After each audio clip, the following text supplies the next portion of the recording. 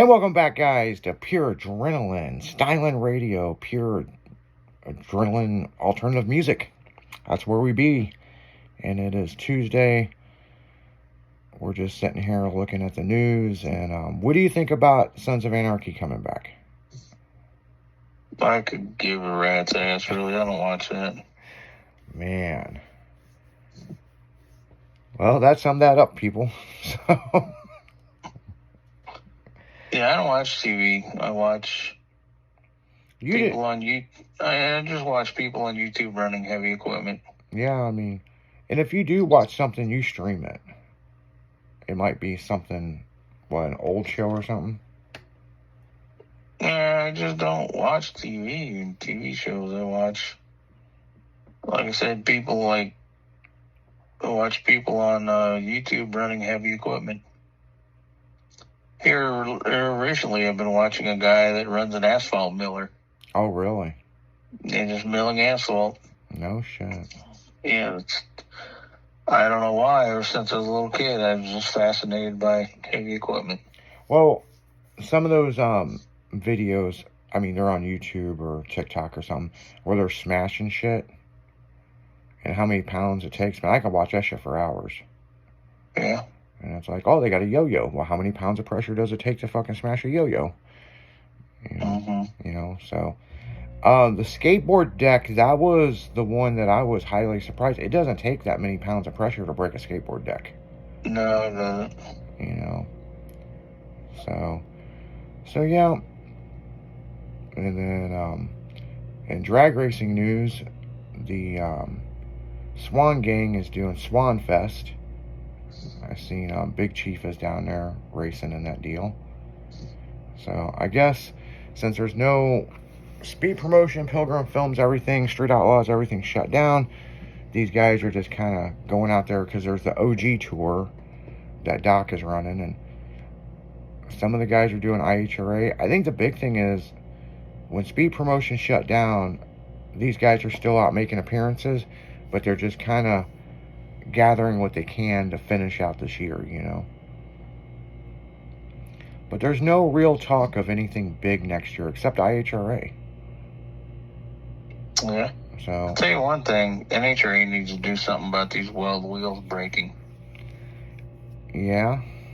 There's 3 weeks ago, it was either a pro mod car or a pro stock car going through the traps. Left front wheel broke, and he crossed the center line into the right lane, hit the other car. Yeah, I've seen that.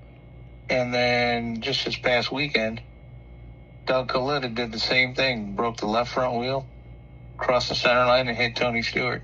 Yep. Going through the traps. And then you look at these weld wheels, these front runners that they're making, they're so damn thin and small, they're just breaking. And I've seen cracked wheels. People talking about how their wheels crack and this and that. Yeah.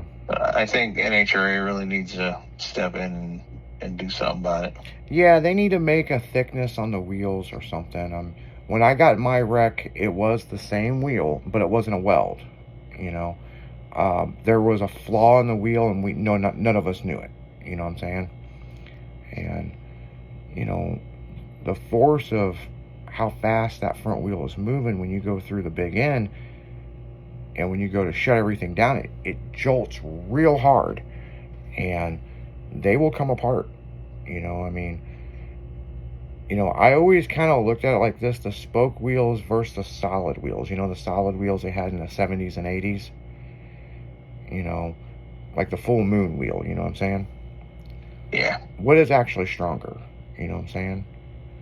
But then when you talk to the manufacturers, they say the spoke wheel is stronger, and I don't know. But I have noticed that lately, and just haven't really said anything until you just brought it up. But they're trying to get every edge they can, you know what I'm saying? But when you're having wheels explode and all that, which that's the one big thing that in drag racing you just don't see a lot of. You see a lot of other fucking problems happen, but wheels coming apart, it's like we went back to like 1960 or something, you know? Yeah. So I think they need to bring back the Joe Amato airplane wheels. no shit. The ones that like Don Garlits used too, you know what I'm saying? Well, I guess Don Garlits started that, didn't he, with the Swamp Rat 30? Yeah, I think he did, but Joe Amato... It looked like a spoon. Yeah, Joe Amato really took it to the next level with those, you know? But you gotta admit, you know, Don Garlits, I mean, first rear-engine dragster, this and this, he really paved the way for a lot of these guys. Yes. You know, come out with the capsule and all that stuff, and you know, there's a lot of shit that them guys had come up with. You know, Don Garlits' first rear-engine dragster had the front-engine dragster steering box, but it was too fast. Yeah. And he almost wrecked, so we had to find a steering box that was slower. Yeah, they had to reduce it down, yeah. Yeah, he, it's very interesting in that point of racing in those years how, you know, it's crazy because, like, you know, jet cars were going 300 miles an hour and they eliminated that particular jet engine motor, you know what I'm saying? So now they're not that fast, you know, they had to regulate the jet cars. You know, I mean, it's crazy seeing. It's like in the late 70s, the jet cars were the fastest thing there, and then they regulated the fuck out of it. You know, but then you've seen like cars like in the 60s with 4 motors and all-wheel drive, and you know, some of the crazy shit Moon Eyes was building. I mean, that was a cool period of racing at the time, you know what I'm saying? Yeah. But then again, some of these slingshot dragsters were just built in your driveway. Mm-hmm. You know? I like the slingshots with the big airplane parachute. Oh, yeah. Yeah. In fact, I've got one tattooed on my back. Yes, you do. Now, here's an interesting question for you, and I'm pretty sure you know the answer. What year was it, 83 or 84, did they stop using the big parachutes? I don't have a clue. You don't know? I don't know. Yeah, because I know going into the early 80s, they still used the big parachutes, and then I guess somebody made a smaller one that worked better, you know? But probably even earlier than that. Yeah. But yeah, it was so crazy in the late 70s seeing those big parachutes open up, you know what I'm saying? Mm-hmm. I used to live over by Lambert Airport, and I'd go watch the F-4 Phantoms fly around, and they had those big-ass parachutes. Yeah, that's super fucking cool. Uh-huh. Super cool. So, when you worked for the, and did the front-engine dragster, did you ever pack those big parachutes? I never packed the chute. Yeah. I was in charge of the clutch at the time. Yeah, there's a whole art form of packing a big parachute. Yeah. You know, it's not well, like... We never ran the big one. We always ran the diced small ones. Oh, the diced small ones. Okay. Yeah. I've been in one car, people, that had one of those parachutes. And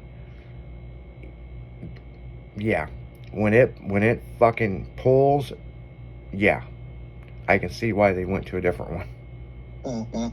I mean, they're pretty on the big end and they're badass, but man, they jerk the fuck out of you.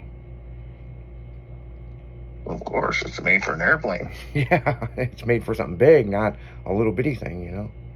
Mm-hmm. So, yeah. But on that note, guys, we're going to go right back into music. You guys keep your parachutes nice and tight. We'll be right back right after this.